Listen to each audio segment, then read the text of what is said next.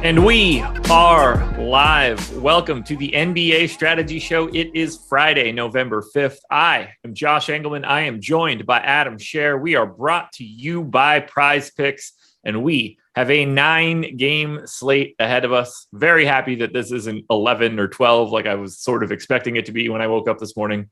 Perfect slate as far as I'm concerned, so I'm happy to do it.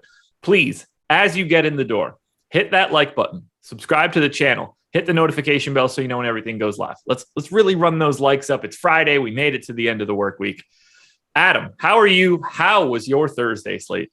I'm good. Thursday was, kind of a normal, lost a little bit. Nothing crazy happened. Cade Cunningham did really, really well. How did he do really well, Adam? He's only been bad so far. To be fair, he was still really bad. Yeah. He just, that kind of reinforces the point that opportunities are everything. They got shot 4 for 17, made 1 3-pointer. Scored 39 DraftKings points. Doesn't really matter how good you think someone is. If he was good, he would have scored 60.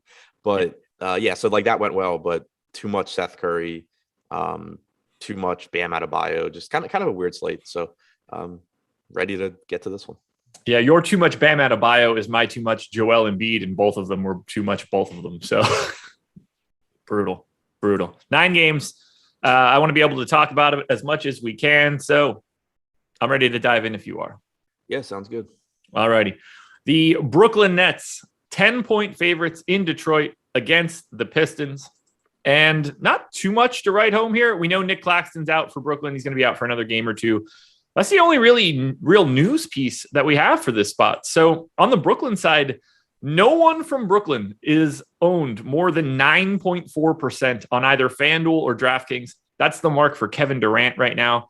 For the most part, I agree with it. I don't really see anything from Brooklyn that I see as a must-have today.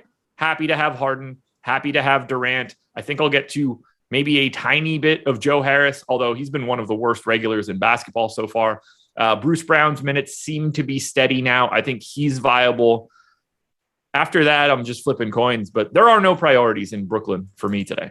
Yeah, there's not a ton that stands out. It's the obvious. Harden and Durant give you a high ceiling, but I think they're also priced about where they should be. Harden is still, he's producing at a high level from an overall standpoint. He's averaging 1.31 DraftKings points per minute, but not the same typical James Harden levels. 25% usage rate, 42% assist percentage. Everything there is fine, but doesn't really make him stand out at that price. Same can be said for Durant. 1.44 DraftKings points per minute, has the higher usage rate at 30.5%. He's the better basketball player, I think in general, but definitely at this point right now. 28.8% assist percentage, 13% rebounding percentage. Always a really, really high upside option. He's in a good matchup, but it's a 9-game slate. There's going to be a lot of options. I don't see anything that makes either one of them, really stand out as a huge priority. And then the rest of the pieces are kind of just there. Bruce Brown loses production, obviously, when he plays alongside Harden and Durant. He's averaging 0.7 DraftKings points per minute this year. Nothing to really get excited about there. The only non-Harden or Durant player that really has been productive this year is LaMarcus Aldridge at 1.11 DraftKings points per minute. His playing time, obviously a concern, though. Only played 17 minutes last game. You've seen him in that role for a lot of the season. So it's pretty tough to justify taking up a center position for what might be 18 minutes of LaMarcus Aldridge. So not much. You mentioned Joe Harris. He's cheap, but there's really nothing I would be prioritizing here. All I really have to say is just the very obvious James Harden and Kevin Durant are good. Yeah, it's a really weird team for a team that, and obviously it's supposed to be like best offense ever type team when Kyrie is here, but still offense forward team. And I feel like there is no offense here outside of Harden and Durant. Once those guys are appropriately priced, and they both are north of 10K across both sites, it's really hard to squeeze out anything else that's interesting. On to Detroit. That is a very different story. We're playing the Cade Cunningham game again. 4,200 on FanDuel today. 4,600 on DraftKings. He's 53% owned on FanDuel and 34% owned on DraftKings. 53% on FanDuel seems a tad high, just given the fact that we've got a 9-game slate. Like, we're going to find some value, but clearly the best option that you're going to find on the Pistons for today. I'm going to probably be going back to Saddiq Bey. He's chalky on FanDuel at 5,600. He's $1,100 cheaper there than he is on DraftKings, where he's basically not playable.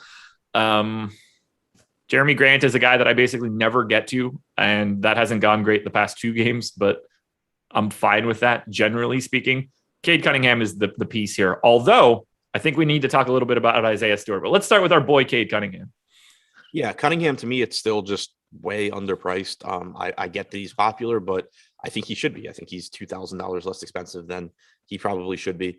And like we kind of mentioned at the top, we still haven't seen a good Cade Cunningham game. We saw a good fantasy performance, but 4 for 17 from the field. He's contributing peripherals as well, though. He's third on the team with 9.3 rebound chances per game, and that's only in 26.7 minutes. So that number is going to go up as he gets more playing time. He's second on the team with 7 potential assists per game. Again, that number is going to go up. He overall, now through his first 3 games, he's played 79 total minutes, 28.6% usage rate, 12.3% rebounding percentage, 19.1% assist percentage, still just a 29.5% true shooting percentage. You can think he is going to be like the worst basketball player in the league, and that's still going to jump by like 12 points. So yeah. I just still don't, and he played 32 minutes last night. They said he's not restricted on back-to-backs. I get he's popular. I still just plan on having a ton. Do you look at the 53% ownership on FanDuel any differently on a day like today? Not really. I mean, it's a lot of ownership, but it's still deserved. I mean, it obviously comes down to it always just comes down to what are the alternatives in that price range that have a similar range of outcomes. I don't know for sure, but I would guess that there's not too many people at 4,200 that can have bad games and score 40 fantasy points. Yeah, we're on the same page. Like, he's clearly popping aggressively for me. I expect 53% to come down just through the natural evolution of a day. We have less value, generally speaking, at 9 o'clock in the morning than we do at 6 o'clock at night. Every single better value play that comes out just kind of nerfs him a little bit in GPP. So I'm expecting that to be like high 30s by the time we're done. And I think that's going to look way more reasonable. I don't mind it. I'll still have him, but 53% is getting to the point where I don't need, like, it's going to be hard to jam over that. I kind of just view it like flip that around. 47% still aren't rostering him. So either you roster the guy and you're competing with half the field when he does well, or you fade him and when he somehow busts in 32 minutes at 4,200, you're still competing with half the field. Like, I would just rather be on the side that has him. You're probably right. For the record, I'm expecting to have like 40% of him, even at that 53% mark, which I think is a testament. He's probably a cash lock on FanDuel and probably DK too, or at least close to it. Yeah, I mean, I haven't built cash lineups yet, but I would assume that I'd be very happy to play people that aren't playing Cade Cunningham. Yeah, absolutely. What do we do with the rest of Detroit? I think Isaiah Stewart is the first person we should talk about.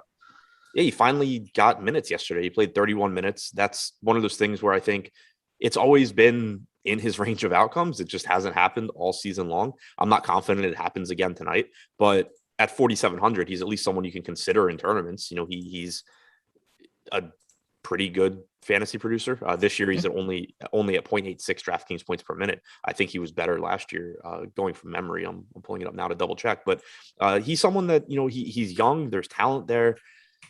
He was 0.96 DraftKings points per minute last year. So like there's a bit of an unknown, both in terms of the rotation and his level of production, that if he's low owned, which right now he's projected for 1% ownership, there's some appeal there. But I also I'm not going to take one game and think that he's suddenly playing 30 plus minutes a night. Oh yeah, absolutely. But I started to make the twist towards him. I went 26-22 between him and Olynyk. Yeah, I think that's fair. And I think that I could, in theory, be a little bit more aggressive with that if I wanted to. But right now, 5% ownership on Stewart on FanDuel, no ownership on DraftKings. Every little bit that I do that is going to jam him into my lineup. So 26-22 felt like a good split because I don't think there's anything to stop Kelly Olynyk from being on the opposite side of those minutes for this game. Like, would you be surprised if it was 30-18 today for Olynyk? I wouldn't. Surprised as in I don't expect it to happen. Yeah, but not surprised as in like, whoa, where did that come from? I didn't know that was possible. Yeah, I would lean more towards Stewart, but I don't think there's any rhyme or reason for it. Is there anything else for Detroit? Yeah, I mean, basically, out of Detroit's last 4 games, 2 of them have been absolute blowouts. 2 have been relatively close. Kelly Olynyk has closed both of them in the sense that he's been the last center on the floor. But Olynyk played like 27 minutes in one of them. Stewart played 31 last night. I agree with you that I think Stewart is likely to be to get the bulk of the minutes going forward. I still think it's fluid though. Okay. Made an adjustment to Cade, bumped up the usage rate a little bit more, and I've got him pretty close to a fantasy point per minute, at which point he's jamming in a lot more on FanDuel than he was from me previously. Yeah, and I guess shout out to Siege, but I was kind of talking about Cade Cunningham with him yesterday. He had a point too, and like I don't think it even needed to be mentioned because he was so cheap, but like he has a high usage rate and he's shooting poorly. What happens when this guy starts making shots? Yeah, when it's 27% usage rate at 27% true shooting or whatever the shit it is right now, and he's still functional. What happens when even just call it 50%, which is still shitty. Right. That's like another 10 fantasy points just by like making a couple more buckets. Yeah, it's gonna pop pretty aggressively. Anything else for Brooklyn or Detroit? Nope. All right, we're gonna move it on to San Antonio at Orlando. Spurs are 4-point favorites, 212 total. No Jakob Poeltl for San Antonio once again. We're pretty comfortable with this one on the Magic side. No John Isaac, no Fultz, no Michael Carter-Williams, no potentially Gary Harris. He is questionable today, and I feel like he's questionable every day. If we look on the San Antonio side, we do have one example of this. Their most recent game they played without Poeltl, sort of a split between Drew Eubanks and Thad Young. Thad Young at 24% ownership on FanDuel, 3.5 on DraftKings, where he's already up to 5,300. Eubanks is 13% and 7% across both sites. And then Derek White is the only other guy pulling any sort of significant ownership outside of the fact that Devin Vassell is $1,500 cheaper on DK than he is on FanDuel. What are you doing with the center spot for San Antonio? And then what else do you like? I think it's a pretty risky spot because we didn't see 48 minutes split between Young and Eubanks. They closed with Murray, White, Vassell, McDermott, Keldon Johnson, and that was against Dwight Powell. So not that he's the biggest center, but it's not like Dallas was closing with Dorian Finney-Smith or something. So it seems like they're comfortable and willing to go with that small lineup. You are playing a bigger Orlando front court here with Carter and Bamba. So maybe you get more minutes going to Young and Eubanks. I still think that I think they're interesting in tournaments at low ownership because, again, there's no guarantee that Eubanks only plays 19 minutes here. He averaged 24 minutes per game in 3 starts last season. It is a bigger front court. Maybe he does get 24, 25 minutes. And at 4,200, he would look like a good value then. Same can be said for Thaddeus Young, who, only played about 22 minutes. He hasn't really been in the rotation this year, but I think it's you can feel pretty comfortable saying he's going to get at least 20 to 22 minutes tonight backing up Eubanks.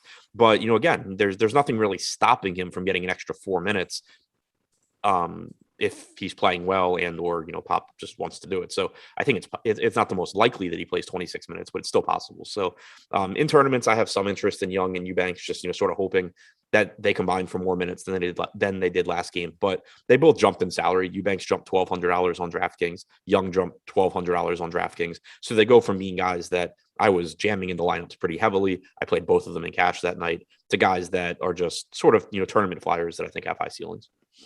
Thad at 24% ownership, Eubanks at 13. Does that ratio make sense to you on FanDuel? They're same positions, Thad $200 more expensive. I think it makes sense. Yeah, I think it makes sense. He's the better fantasy producer. In the one game we've seen this play out, he played a few more minutes. No guarantee that happens again, but I think it makes sense that he's the more popular of the two. I don't know if I want a quarter of my lineups to have Thad Young, but I think that ratio is correct. Yeah, I agree with that. And 4,600 is a cheap price tag. Yep, absolutely. The only like negative to Thad Young at that ownership, it's not so much about do I think he is likely to hit 6x or whatever you want to call value these days. It's more so how likely is it that he actually can play 26 or 27 minutes, because I just hate rostering popular players that there's a chance that kind of like no matter how well they're playing, they're not going to play more than 22 minutes. Not saying he could just as easily play 16. Right. Yeah. And not saying that Young is necessarily hard capped, but we haven't really seen Pop show much inclination to play Thaddeus Young a single minute more than he has to. Right. That's scary for me on a day where the ownership is actually coming in. Derek White, about 20% owned on FanDuel, 15 on DraftKings. I think he's sort of just the best overall play for San Antonio. Where do you land? I think he looks fine. His production has been down a bit this year, but still 0.94 DraftKings points per minute. He's being hurt by playing alongside DeJounte Murray, which is to be expected. But you're still, typically going to get 32-ish minutes from him. Played 36 last game, actually. So I guess there is some room for more. Yeah, he looks good at 6,100. It's a good matchup against Orlando, one of the weakest defensive teams in the league. So I don't mind getting to some White. McDermott at 3,800, I think looks okay as well. What are you doing with Vassell? This is a DraftKings question that I don't care about. 3,900 shooting guard, small forward eligibility. Played 30 minutes last game. He did play 8 minutes more than Lonnie Walker. I don't know how often that keeps up. He subbed in really early for Eubanks. That Eubanks had a weird rotation last game. Yeah. Vassell, I think, as a tournament flyer is fine. He's cheap. He played 30 minutes. I think his median projection is probably closer to like 26, 27 minutes. Yeah. I have him in for 26 right now. Yeah. So yeah, he's fine. He's nothing that I'm like super excited about. I think I would get to McDermott before I got to Vassell. All righty. On the Orlando side, we're doing it again, particularly on FanDuel. Mo Bamba, 28% owned on FanDuel, 6 on DraftKings, $600 cheaper on FanDuel. Wendell Carter is close to 20% across both sites. Jalen Suggs around 10%, so I'm sure you're going to get a lot. Cole Anthony price is up to 7,100 on FanDuel, 7,700 on DraftKings. I think it's a deserved price tag, 8% owned. I'm probably going to have some here. I generally get to more Orlando than I want to just because of the minutes these guys are playing, and I don't think today is going to be any different. What are you seeing on DK? Yeah, I agree with you. We have quite a bit of ownership going to Wendell Carter Jr. at 6,400. I think that makes sense. He played 35 minutes last game, which was good to see. Typically, he's been playing fewer minutes than Mo Bamba. He's been the more productive fantasy option of the two, though. Really, really good rebounding numbers this year with a 19.1% rebounding percentage. He's averaging 1.09 DraftKings points per minute, which is second on the team to Cole Anthony. So I think Carter's a good play, but I do think that the salary is getting pretty close to Mo Bamba now, and they are still very similar in terms of range of outcomes. Bamba's at about a fantasy point per minute. Sometimes you see him play more minutes than Carter. Actually, normally you see him play more minutes than Carter. So I think one reason Carter's getting more ownership is that he has power forward eligibility, whereas Mo Bamba is only a center. So that makes sense. But just thinking between the two players, and kind of putting aside position for a second, which obviously in practice you can't really do. I do think that Bamba has the same ceiling, range of outcomes, all of that is Carter, even if I think Carter is, the slightly better play. I'm with you on that one. That balance between the two is kind of crazy. I prefer Bamba pretty significantly on FanDuel than I do to Wendell Carter right now. What's the pricing difference? $100 more on Bamba. No, I prefer Carter. Really? Yeah.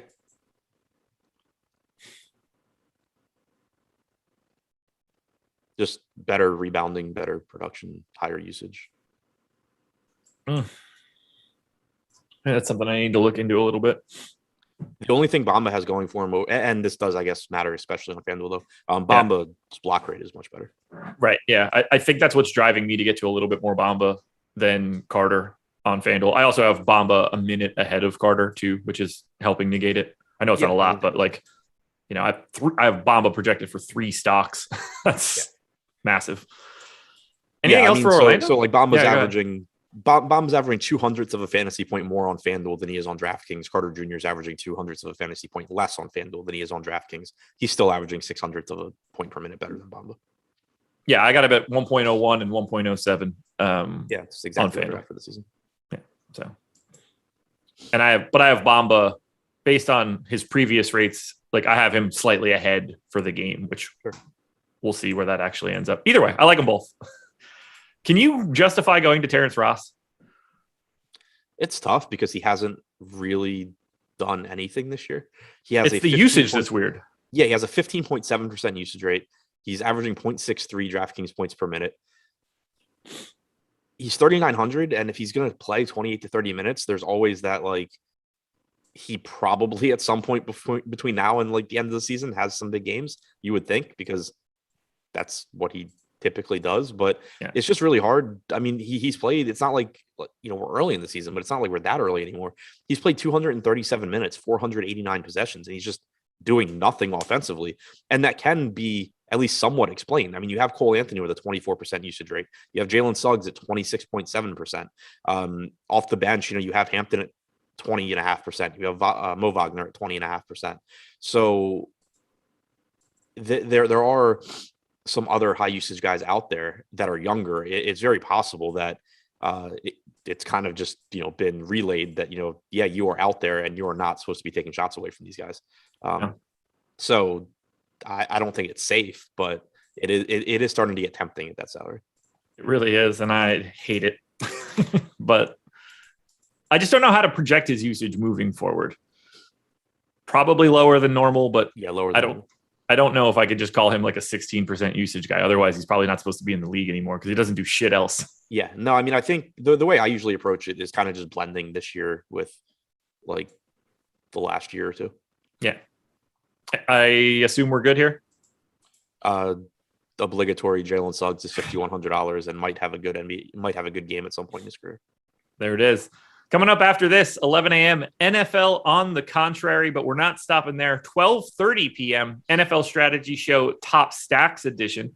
We've got the NHL Strategy Show going at 2, alongside the Awesemo Fantasy Football Show on the Awesemo Fantasy Football channel at 2. We've got the Yahoo NFL Show at 3, PrizePicks College Football Show at 4. Adam will be back for the deeper dive at 4:45. That will take you all the way up until 6, at which point we will turn it over to NBA Live Before Lock. Free content, NBA ownership projections, which is massive. NFL ownership projections are also free today. And in preparation for the big UFC pay-per-view on Saturday, the MMA Pro Plays are free.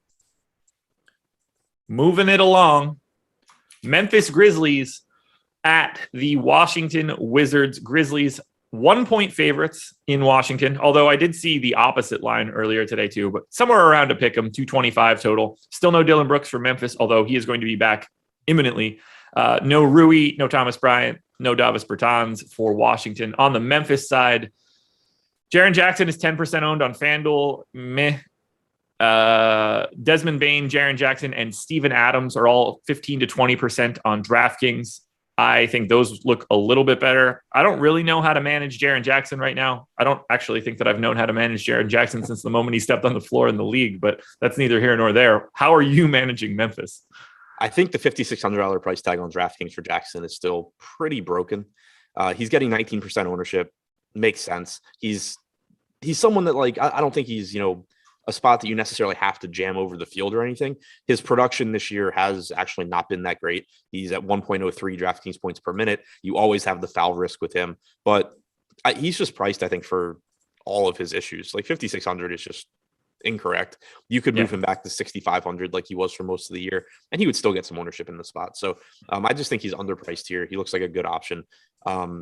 Melton, Adams, Bane, all look fine. Adams at 4,700, I think, is particularly interesting. He's actually been pretty solid this year by his standards, 1.03 DraftKings points per minute. And you're talking about a Washington team that's going to have a center out there for 48 minutes, most likely. So Adams at 4,700, I think, looks like a pretty good value. I'm with you there. It just, we're going to talk about centers that are underpriced over and over again for so many of these teams that it starts to blur together a lot. Guys that look like good individual plays, the positional value is just not there right now, at least on DraftKings. I don't really have anything else that I want to add for Memphis, so let's slide it over to Washington unless you have anything else. No, I mean, John Morant in tournaments is fine. He's been so good this year, 34% usage rate, 38% assist percentage, 1.37 DraftKings points per minute. He's priced to where, he doesn't stand out as being underpriced or anything, but I do think he's someone that we've seen take another step forward. Okay. On the Washington side, there's really no ownership coming into these guys at all. Highest owned person on DK is 8% owned KCP. I think that's probably a little underrepresenting Kyle Kuzma for this one. Gafford is 10% owned on FanDuel. Beal is 12% owned on FanDuel. Not sure I agree there. I'd rather just get to the non-owned Kuzma and Dinwiddie parts. Do you really see anything here for Washington? I got nothing. It's just hard for me to to play Dinwiddie, knowing that he's playing 30 minutes a night. Yeah, he can do fine at 7K. He's good enough, but it kind of goes back to what we were saying with Thaddeus Young. It's just, I want there to be more minutes available when my guy's playing really, really well. And so far, outside of overtime games, Washington has shown no willingness to play Dinwiddie more than 30 minutes. So that makes it really, really tough for me to get to much of him. Harrell at 6,500, Beal at 9,500. I think, priced around where they should be, if not a little bit overpriced. Like Beal always has tournament upside just because of how good he is, how high his usage rate is, how many minutes he plays. He's coming off of a game with 38 minutes.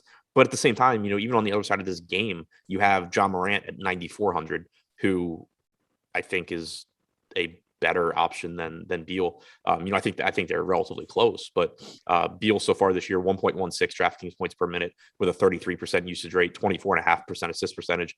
The rates there are good. John Morant just beats him across the board at the same price. Yeah. I thought there'd be more here for Washington. It's just, I don't have it. How are you handling Harold Gafford moving forward? 27 or 28 for Harold, 21 for Gafford. I went 26, 22. That's what I was doing at the beginning of the year, but we've pretty much seen Harold just be the guy. Yeah, it seems it. Although I don't know how much Gafford's injury had to do with that, Yeah, but I mean, when he came back, they said that he wasn't restricted. They thought he'd be fine. It was just, sort of a see how he feels type of thing. So I don't think that they were, unless his conditioning really just isn't good. I don't think that they were intentionally limiting him. It's just kind of, even before the injury, Harrell was typically the one getting the closing run. More than anything, I don't really give a shit because Montrezl Harrell's 7,700 on FanDuel, and I'm not playing him either way. So right. It's really just what level can I set Daniel Gafford to where he's not just never going to show up in anything at all? Otherwise, it's good. Because I don't even know what I would have to project Harrell at to get to him at 7,700, but it's certainly not 26 minutes. Anything else here? Nope. To the New York Knicks we go, taking on the Milwaukee Bucks in Milwaukee, 4.5-point dogs, 217 total. Still no Chris Middleton, no Brook Lopez, no Dante DiVincenzo, but Drew Holiday is back. No news otherwise for the New York Knicks. They've sort of just been pretty normal to project at this point. And there is really very little to be interested in as best I can see. Highest owned player is Julius Randle on DraftKings at 9%. I actually like Randle a little bit more on FanDuel, 9,300, only 7% owned. I'm happy to take a little bit of Randle when he's not going to get pretty high ownership. After that, I don't really see anything that I'm trying to prioritize. No, neither do I. And even Randle, he looks good, but there's just an abundance of guys in this price range across all positions. Last game we had Morant and Beal. You had DeJounte Murray in the San Antonio game. It's just a really loaded price point. So Randle looked good, but he's not someone that stands out as like a lot better than the alternatives around him. So typically that just ends up being somebody that, I'll get in some tournament lineups, but that isn't a huge priority. There's a ceiling on Kemba at 5,900. Derrick Rose, we've talked about before, is kind of tempting in tournaments when he's cheap, because there's going to be some games where he plays well and gets closing minutes over Kemba, even though that's not the norm.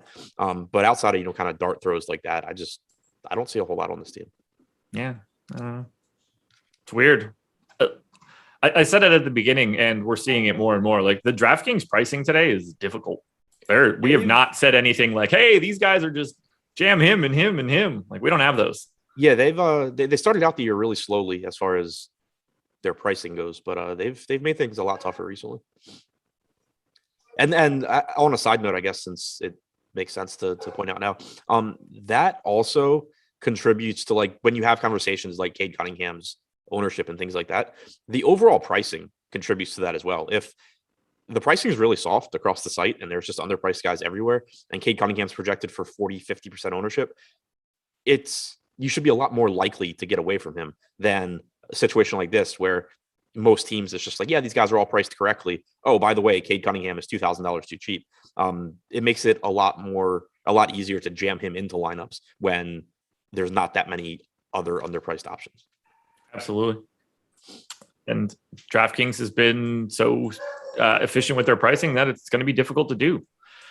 We'll find some value on this next one, though, I believe. We're off to the Milwaukee side. Maybe not value per se, but we've got some options here. Giannis, 31% owned on FanDuel, where he's 11,300. 20% owned on DraftKings, where he's 11,800. We've got Drew Holiday back, 7,300 on FanDuel, 6,500 on DraftKings. It's going to be very important to find out how many minutes he can play. And then I think Bobby Portis for 4,700 is the only other option here. What are you doing with Milwaukee? Yeah, so Drew coming back, it's a slight negative for Giannis's production, but it doesn't really matter. He still looks great. So getting to him is, I think, going to be a priority. It's a 9-game slate. So even with tighter pricing, there's still going to be value out there that lets you get Giannis in. He is expensive on DraftKings at 11.8. That even that, one thing that typically we see, even when pricing is tight, is that normally it's mid-range pricing and the top of the pricing tier is underpriced, and you get, Giannis at like 11K. So it is worth noting that, he is really expensive here, but I still think he's worth it. I mean, he's the best fantasy per minute guy in the league. He plays 34 to 35 minutes in competitive games. So I think he looks great. Holiday, like you said, going to be important to try and find information on how many minutes he can play, because if he's a full go at 6,500, he looks great. I think it's unlikely he's a full go. He hasn't played since October 23rd. I don't really know what he's been doing practice wise. How long has he been practicing before he came back? I know the DraftKings blurb said that he's been sick in addition to having the ankle injury, which kind of makes me think that maybe he didn't have a chance to get his conditioning up to where he would like it to be coming back. So all of that, I think, is up in the air right now. Hopefully we get a little bit of information on that. If we get some sort of Drew Holiday, not on a minutes restriction, should be good. We'll play it by ear. I'm going to be playing him at 6,500. If we get Drew Holiday limited to 26 minutes, I'm not going there. But that's something to pay a lot of attention to. Portis got up to 22 and a half minutes last game. So at 4,700, he still offers some value there. Not the safest play, but seeing those minutes ramp up, and there's plenty of playing time available for him when he can take those minutes. So Giannis, I think the priority here. Portis looks like a reasonable value. Holiday, if he's not limited, looks like a good option. I gave Holiday 28 minutes. I mean, obviously this is injury related, but 18 minutes in the opener, 25 after he missed that next game, hasn't played since. The Bucks are the defending champs. They don't give a single shit about an individual game here, or at least they shouldn't. It would blow my mind if Drew Holiday played more than 30 minutes today. I'm on the same page. They have no reason at all to do anything like that, especially with no Middleton, no Brook Lopez, no Dante DiVincenzo. They ain't playing for a random Friday game against the Knicks. Let's just get Drew healthy is the only priority here. Yeah, unless it is explicitly stated that Drew Holiday has no minutes cap and can play, 34 minutes. I am assuming he plays 30. Yep, absolutely. I don't have too much else here that I'm really interested in. I don't know, a little bit of Grayson Allen, probably not.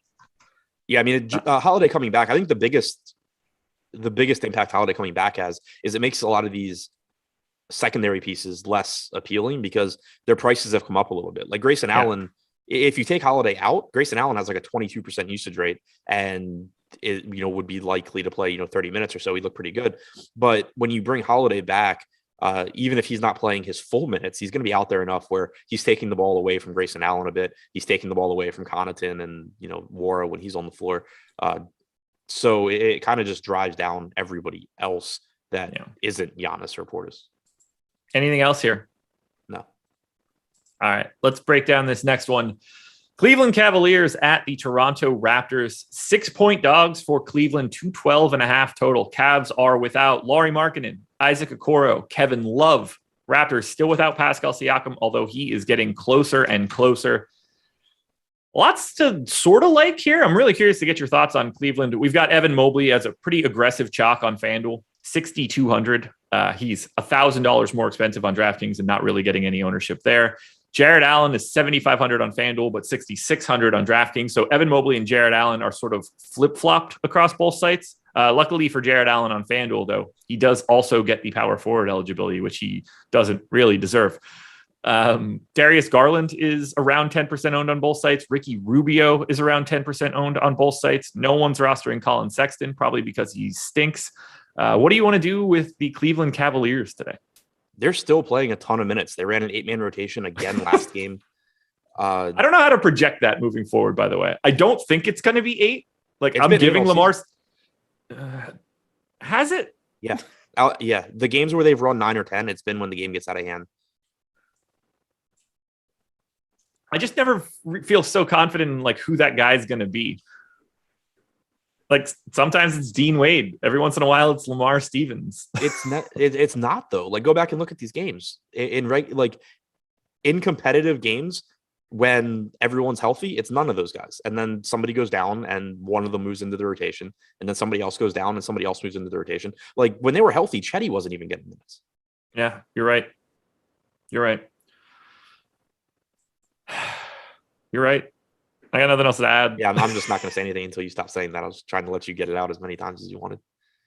It's hard to project though, because how do you approach these situations? I think this is a good discussion point. So we see Evan Mobley get 39.7 minutes the last time out. We see Jared Allen get 39.6. We see Darius Garland get 36. And I agree, like they're very clearly running an 8-man rotation. But I don't know how to not like. I don't think that I should be projecting Evan Mobley and Jared Allen at 38 minutes today. Or is that what you're going to do? Because when you start shaving those, then you don't really have anywhere to go with them in that 8-man rotation. Do you know what I mean? Yeah. Typically I go 36 minutes to Allen, to Sexton, 38 to Mobley, 34 to 36 to Garland, Rubio at like 28. I'll probably give, then you get, around 20 for Windler, Chetty, 24 for Wade if he starts again, something in there. But yeah, I'm pretty comfortable going like 36 minutes to the starters, and I give a couple extra to Mobley because he's played insane minutes all season long. Okay. That's fair. That's where I usually run into trouble, where it's like, can I really project Evan Mobley to play 38 minutes today? Like, yeah, maybe. Can I project Jared Allen to play 36 minutes today? Can I project Colin Sexton to play 36 minutes today? Yeah. But I feel like I'm going to hit the downside more than the upside a lot. I just kind of think of it as, can I see them playing 2 more minutes than I'm projecting? And as long as the answer is yes, I feel pretty comfortable with my projection. So I don't really want to go to 38 for Allen because I don't think he's hitting, like I realize he played 40 minutes last game, but I don't think he's hitting 40 that often. But going to 36, like I think he's hitting 38 without Kevin Love a decent amount of the time. And 30, like he obviously is going to play 34 sometimes too. I don't really think he's playing 32 minutes without foul trouble all that often here. Yeah. So it's kind of just, I just kind of try and think of like putting it in the middle of where 2 minutes more seems really reasonable, 2 minutes less seems really reasonable. Okay. And so like with Mobley, I think 36 to 40 minutes is pretty much what he's playing every game. Allen, I'm expecting 34 to 38. Sexton, 34 to 38. Garland, 32 to 38. So yeah, I mean, that's kind of how I approach it. It's just, I get what you're saying. It's whenever you're projecting a lot of minutes to guys, it feels really risky. But I also think it's risky to not be doing that in a situation where Cleveland's been running this tight rotation all season long. It's not like we're talking about, we're not talking about a team that was running, like a 10-man rotation. And then we've seen one game where Okoro was out and Love was out and they ran a tighter rotation and we don't know what they're going to do going forward. They've just been replacing the 8th man every time so far. So it would be a lot more surprising if they run a 10-man today and cut everyone's minutes than it would if they run 8. You're right. You're absolutely right. So you're welcome on that one. I'm teeing you up for compliments on this spot. It just feels scary, but I guess I just need to get into my head. It feels more scary to me when I project big men for big minutes. Yeah, in comparison to guards. So it's really easy for me to just say Colin Sexton's going to play 36 minutes or something like that and never pay attention to it. But the Mobley, Jared Allen stuff, that's where I start looking at it, where I end up having additional minutes to go around, and I probably shouldn't because they're just jamming these dudes. So yeah, I mean, big men typically, and like Alex and I had this conversation the other day that he said he always has trouble going higher than like, I don't remember what he said, but like 32 or 33 minutes on big guys because of foul trouble. And like, I get that. But at the same time, they're playing huge minutes. So now that we had a brief discussion on how to project Cleveland, how do you project Cleveland? Like what stands out most to you? Allen at 6,600, I think looks good. You said earlier, there's a lot of underpriced centers, and there are. So keep that in mind. But he does have a high ceiling. Clearly, he's getting more minutes than you would expect. That his direct backup is out in Love. So you go from a situation where you have a very good backup that is going to get minutes and sort of keep you off the floor for X number of minutes. When you take him out, it just opens the door for more playing time. 1.07 DraftKings points per minute for Allen this year. So I think he looks pretty good. At 6,600 on DraftKings, Mobley at 7,200 looks fine. He's around the fantasy point per minute guy. Sexton and Garland, 6,400 and 6,500. Sexton has struggled this year, like you said. My biggest concern with Sexton, I think the biggest difference from last year, his usage is down a little bit, but he's still at 27.7%. What's really hurting is the assist percentage on Sexton is down to 10.9%. He's always been a scoring dependent player for a guard, but he still gave you assists. Now, when you have, not only is he competing with Darius Garland, he used to be the backup point guard. Now the backup point guard is Ricky Rubio. You're just getting no peripherals from Colin Sexton. So the minutes are still there. The usage is nice. You still have, those games where Sexton just goes out there and drops 30 real points. But I think he is a worse fantasy option this year than he has been in the past, because he's not getting those 12 to 14 minutes of just dominating the ball and getting all the assists and all the scoring. It also doesn't help at all that, and I'm just going off of memory here, I think he's been really bad from an efficiency standpoint. 56% true shooting this year. Yeah, it's fine, but if you're not participating in anything else, that's super empty calories. Yeah, since last year, he's at 57.2%. Okay. Anything else for Cleveland? Rubio's fine at 5,300 too. It's kind of, Cleveland's looked like this for a couple of days for me. I think that the pricing is around where it should be on these guys. There's not one individual guy that stands out where I'm just this is the one that I think I'm playing 40% of tonight. But there's 5 different guys that I think are 6 if you include Dean Wade at 3,300. There's 6 different guys that I think are reasonably priced. So I think that even though there's not one that really stands out above the rest, I just think I have a lot of lineups that have a Cleveland guy. With you. Your boy, Scotty Barnes, back for this one. We've got Fred VanVleet, OG Anunoby, and Scotty Barnes, all 20% owned on FanDuel. We've got Barnes at 14% on DraftKings, 6,800 for that price tag. What do we do with Toronto? Another team that just has no problem jamming guys in for aggressive minutes. Yeah. So Barnes being back should move Mikhailuk back to the bench, unless I'm missing something, which... Yeah, you're right. Yeah, okay. Well, what I had in front of me just had him getting more minutes than I think he's going to play. So, Barnes being back, Barnes playing huge minutes this year. You mentioned it. Toronto just plays their starters for huge minutes. They're getting expensive, though. Barnes at 6,800, I think, is still reasonable. He's done everything on the floor this year. He's been really, really good. Figured out how to shoot a basketball as well, which has helped. He's averaging 0.97 DraftKings points per minute, 23% usage rate, 13.4% rebounding percentage, almost a 10% assist percentage. So he's fine, but he's also, I think, priced about where he should be. OG is up to 8K. His usage rate this year is excellent at 25.1%, leads the team. He's averaging a fantasy point per minute. He's playing big minutes. He's also priced where he should be. Same can be said for VanVleet, who has been disappointing this year. You've seen OG take a lot of the usage that I think we assumed was going to go to Fred VanVleet. You've seen Scotty Barnes take some of that as well. So from a minute standpoint, there's a ceiling there, but I mean, 8,800 for VanVleet, I would just still rather find $600 for John Morant. I think that as good as VanVleet still is, I don't think he's, John Morant level in terms of production. So that's a tough price point to pay. Gary Trent's salary came up a little bit. This went from a team where you were just kind of playing all of the Toronto guys to one where you're playing none of them pretty quickly because prices went up and Scotty Barnes came back. All right. I don't have anything else here for you. Do you? Nope. All right. It is time then to talk about the presenting sponsor of this show, and that would be PrizePicks. They're running daily prop-based contests, and you can get 100% instant match deposit bonus of up to $100 on that first deposit if you sign up using the promo code Awesemo using the link in the description of this video. You don't have to worry about sharks or optimizers or mass entry. These are player prop contests, and you can make a 5-player lineup that can net up to 10x your entry fee.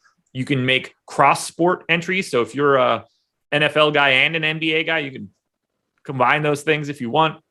You can download the app in the App Store, on Google Play, or just go to prizepicks.com. You can use the free player prop tools that we have on the website to help you make the best picks. I'm going to hit Adam with 2 different props from this past game, the Cleveland-Toronto game. We're going to start with his boy, Scotty Barnes, over under 14.5 real points. Over. Firmly? Way over. I got 15.7, so I'm with you on that one. Evan Mobley, over under 13.5 points. Over. Same. 14.5 is where I have Evan Mobley. So you and I are over and over on Scotty Barnes and Evan Mobley. Plenty of more there that you guys can check out. And you could just go to awesemo.com to see all of the details that we have and all of the tools that we have for PrizePicks. We're going to move on now to the Los Angeles Clippers in Minnesota, 2.5-point favorites, 215 total. No Marcus Morris, no Serge Ibaka for the Clips. Still no D'Angelo Russell now, sprained ankle for Minnesota. We saw Pat Beverly get a ton of minutes. Honestly, didn't expect him to play 31 either, but we'll talk about that in a bit. Let's start it off with the Clippers. We've got Reggie Jackson, about 20% owned across both sites, a little bit better of a price tag on FanDuel. Paul George pulling quite a bit of ownership on FanDuel and DK at 10.8 and 10.4. We can talk through that one. And then everybody's just owned on DraftKings because everybody's the same price, plays the same minutes, and has the same role. Nick Batum, 12% owned. Terrence Mann, 11% owned. Eric Bledsoe, 11% owned. Ivica Zubac's 20% owned because he finally got big minutes in a basketball game this past time. How do we break down this Clippers team? Does anybody stand out individually to you? Kind of all of them. But so George, I think, is really interesting. He's getting 20% ownership. I think that's pretty deserved. The reason I think he's more interesting today than he has been on a lot of recent slates for me is it goes back to what we were talking about with Giannis on DraftKings.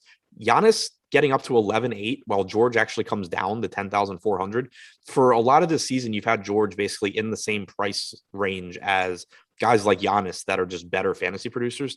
Yeah. Now you're getting a $1,400 discount. George has averaged 1.52 DraftKings points per minute this year, 33% usage rate, 25% assist percentage. He's playing 35, 36 minutes in competitive games. So you're actually getting a discount off of Giannis. And I think there's going to be a lot of builds where, yes, of course, I prefer to have Giannis. I think he scores more fantasy points, but I think there's gonna be a lot of builds where that $1,400 probably gets you a lot in terms of ceiling elsewhere in your lineup. So I think George is gonna be a little bit easier to get to today than he has been previously. Zubac's at 4K. We've been waiting for him to play real minutes all season long, or at least I have. He played 34 and a half minutes in this same matchup the last time out. And it makes sense. You have Karl Anthony Towns playing 36 minutes. You assume they're going to try and go big there. Now, certainly you could get some minutes taken away from Zubac given the Hartenstein, get like a 30-18 split or something. But this is the type of matchup where you assume that the Clippers are closing big in a competitive game. Makes it look good for Zubac, and his price is falling. So 4K, I think, looks really good there. Pat Beverly, like you said, 31 minutes last game. I was expecting some sort of like 26 to 28 minute point guard split. We didn't get that. So I think Beverly still looks like a good value as well. Perfect. We'll definitely touch on that once we get to Minnesota. Yeah, it's just mentally he's still on the Clippers. I realized it at the end. I can tell when you realized it, when your speech slowed down. Like, I'm talking about someone that isn't on this team. Yeah. I could hear your brain saying it to you. Yeah. That's the first time I think I've done that this year, where I've just mentally put someone on a different team. What are you projecting for Zubac's minutes right now? 28. Okay. So that's one where it's the opposite of Cleveland for me. I understand why he played 34 minutes last time out. I think he can play 34 minutes again.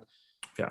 But there have been plenty of times already this year where I've thought Zubac can play 30 plus minutes and he's played 20. So I don't really want to go too crazy. And then also, even at 28 minutes, I'm going to get plenty at 4K. Let's switch it over to Minnesota because I would really like your thoughts on Pat Beverly.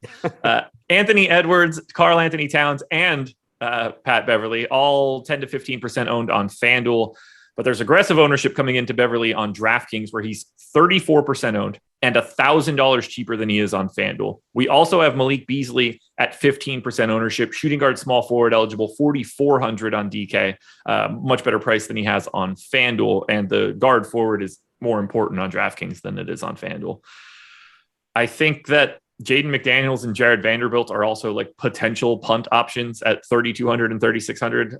Not exciting options. These are like, guys you get in 5 to 10% of your lineups that aren't owned all that much, but I do want to touch on them. What else stands out to you from Minnesota?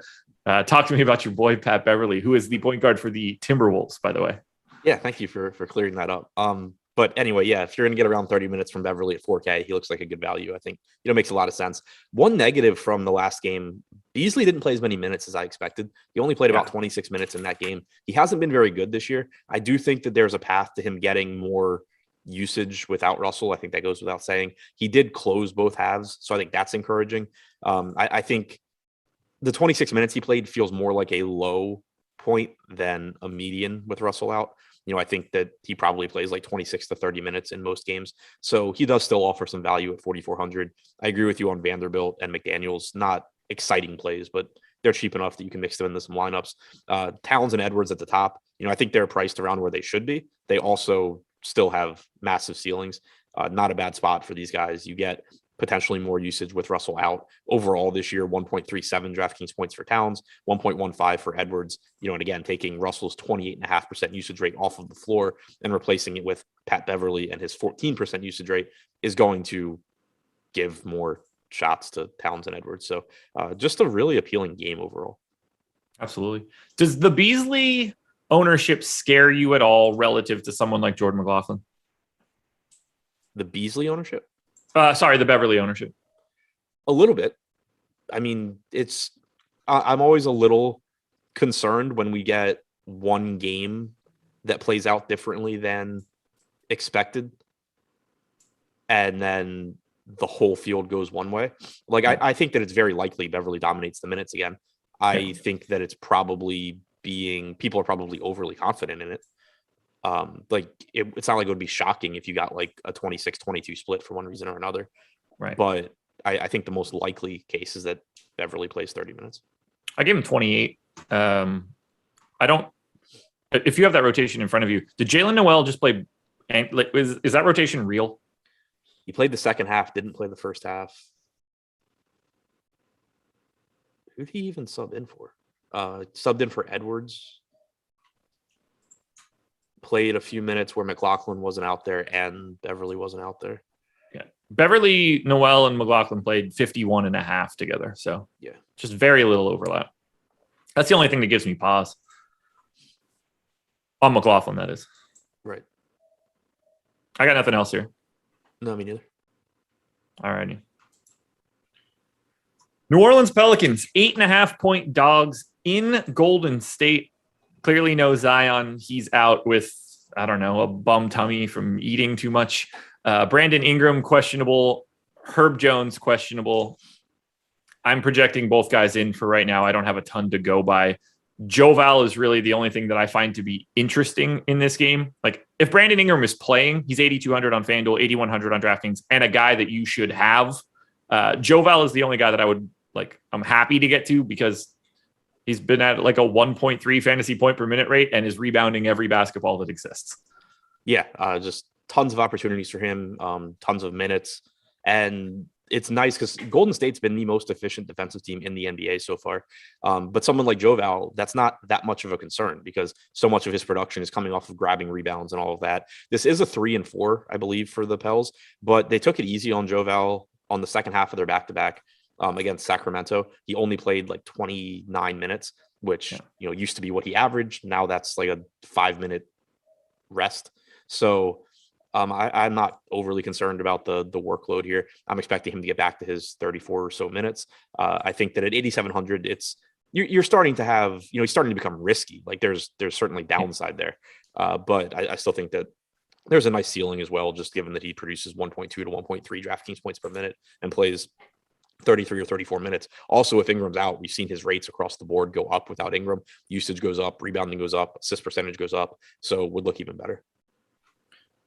Are you getting to anything else here? Because I think this is one of the worst teams you can get to today. If Brandon Ingram and Herb Jones are in. Yeah, nothing really looks great. You get a bump for guys like Graham and Alexander Walker and Hart if Ingram is out, in addition to the bump for Valanciunas. But overall, it's just not a very good offensive team going up against a very good defensive team. And the pricing is starting to account for Ingram being out. So if Ingram is in, it just makes guys like Devontae Graham and Alexander Walker a little bit overpriced, I think. All righty.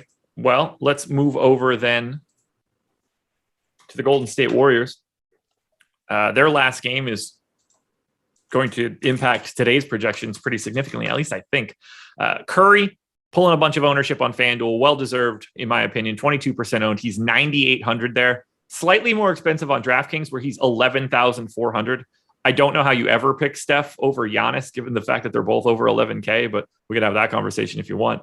Jordan Poole finally got bigger minutes. He was at 32 and a half here, 31 the last time out after being in the 20s for a bit.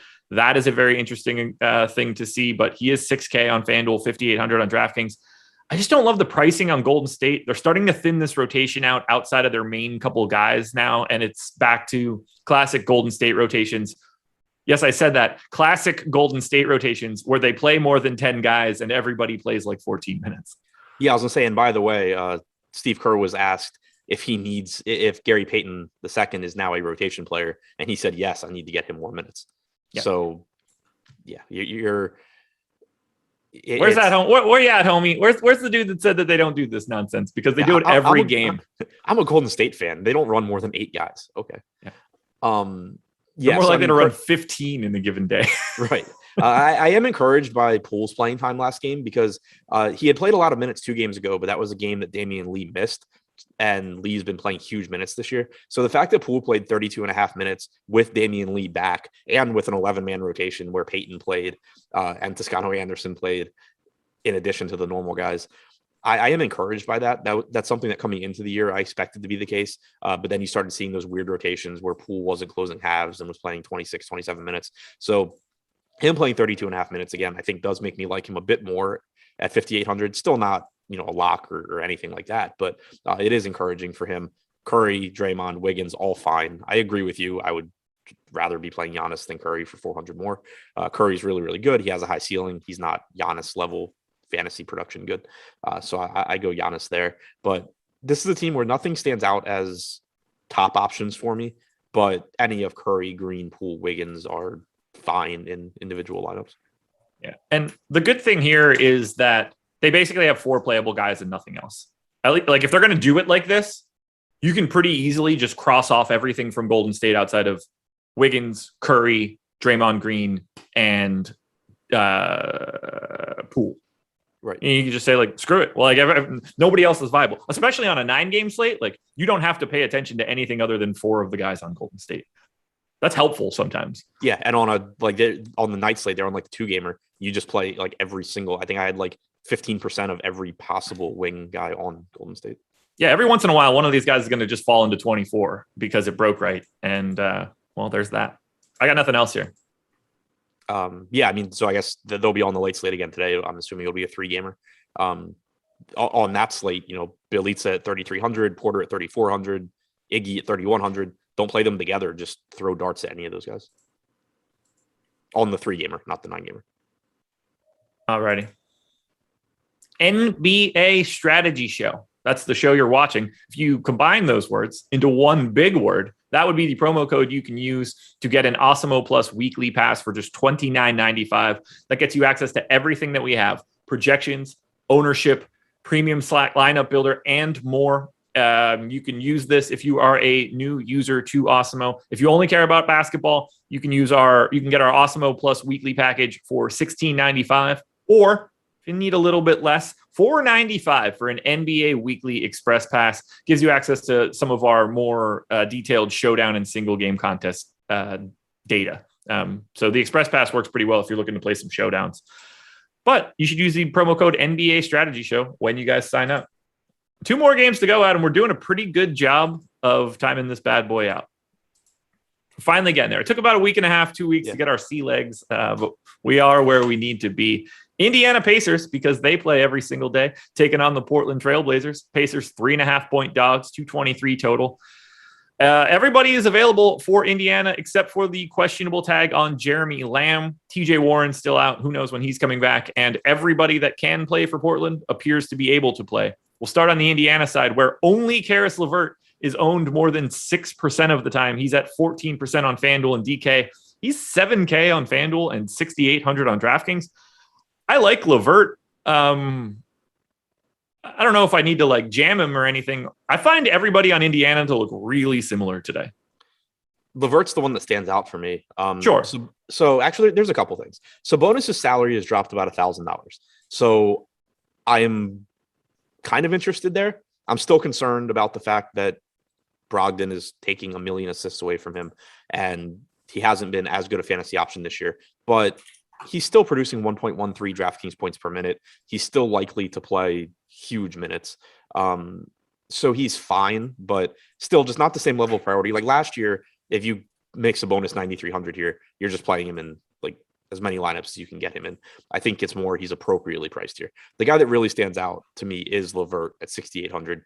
He has played 70 minutes now total this season, 35.8% usage rate, 30.4% assist percentage. He's averaging 1.3 DraftKings points per minute on only 50% true shooting.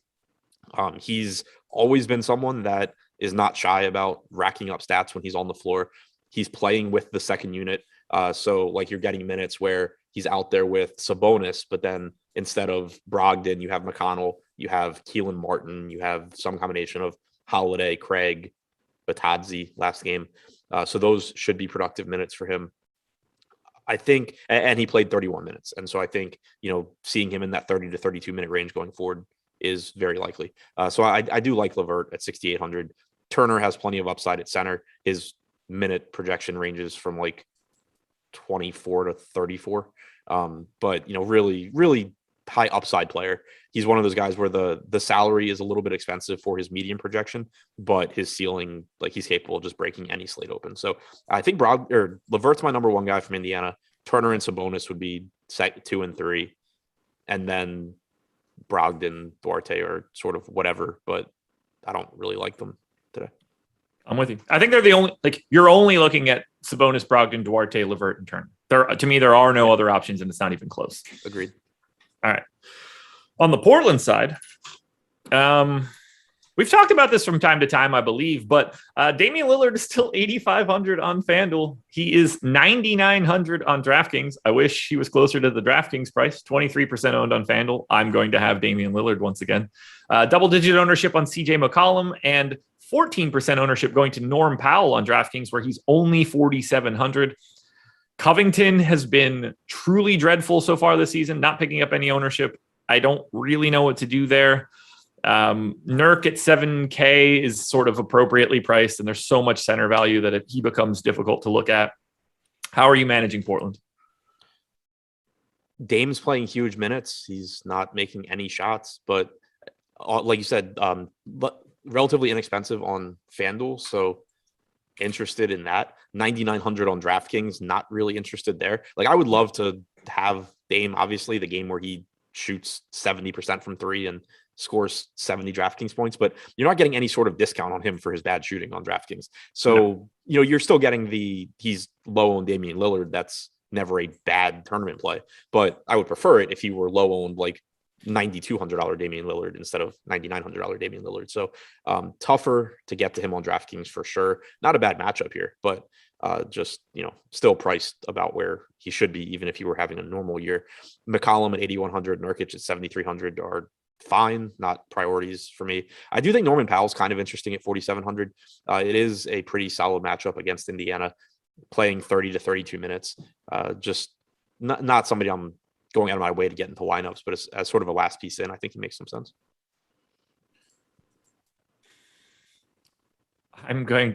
I hope tonight is just the night where Dame scores and they make him like 9,200 on FanDuel next time. So I don't have to think this just has to happen. I had 35% of him on my last crunch. That's not going to change. And it can't really change at 8,500. His ownership would have to just go through the roof. I don't have anything else for Portland. Me neither. All righty. Well, let's close it out then. Charlotte Hornets at the Sacramento Kings.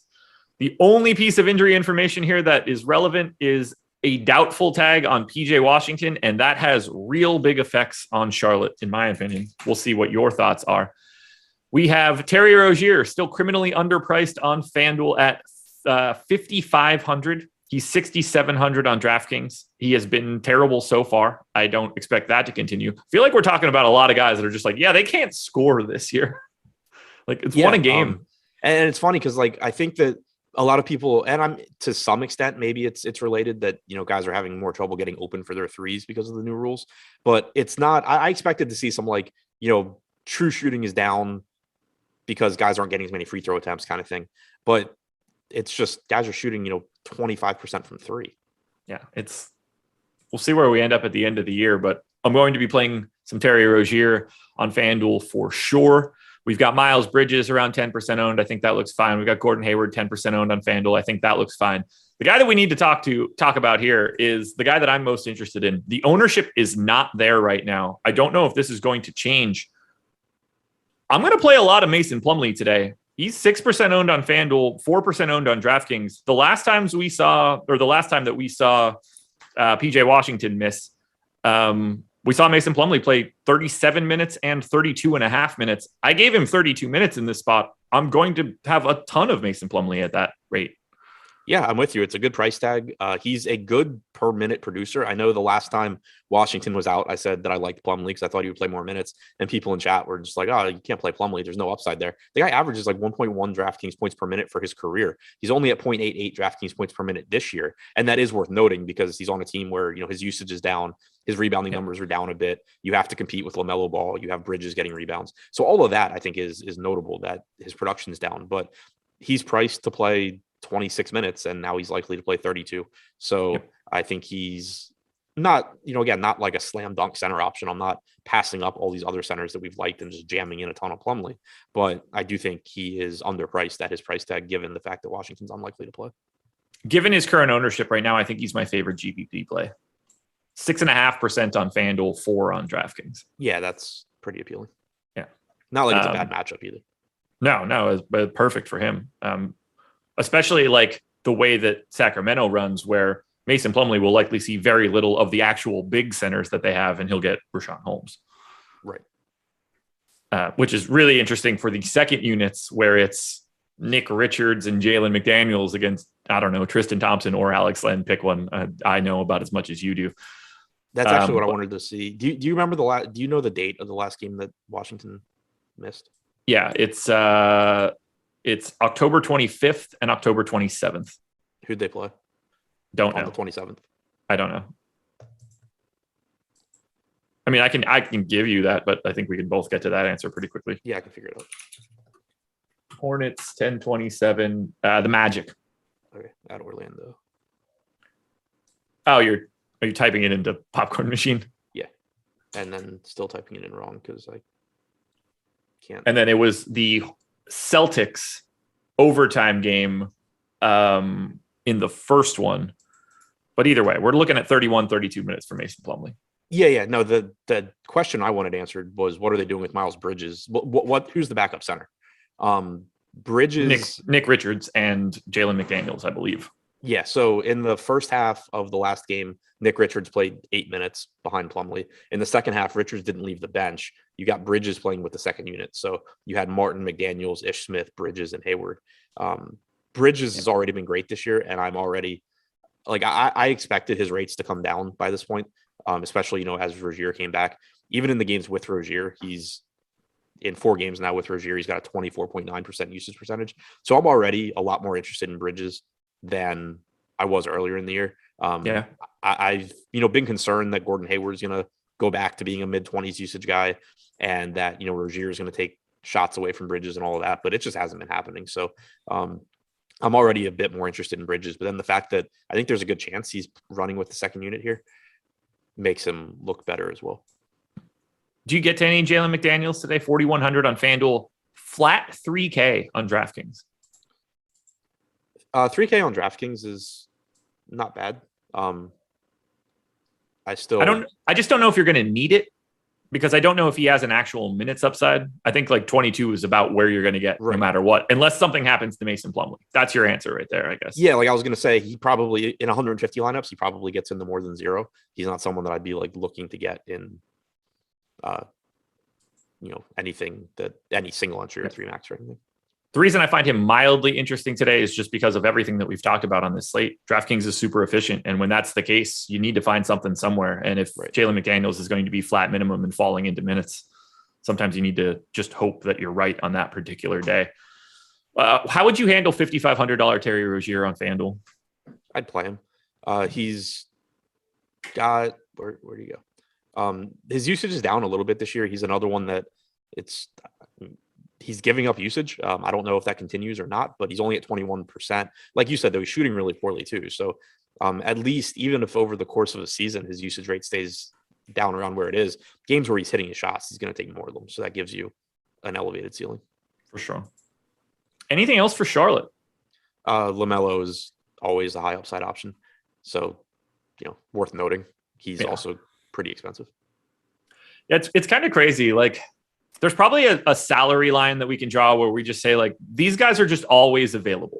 Right. Yeah, it's especially with the guards, it's just from like 8,500 to 9,500, or like 90, I guess include Dame. So like 8,500 to 10K. There's just like a million guards that are all the same functionally.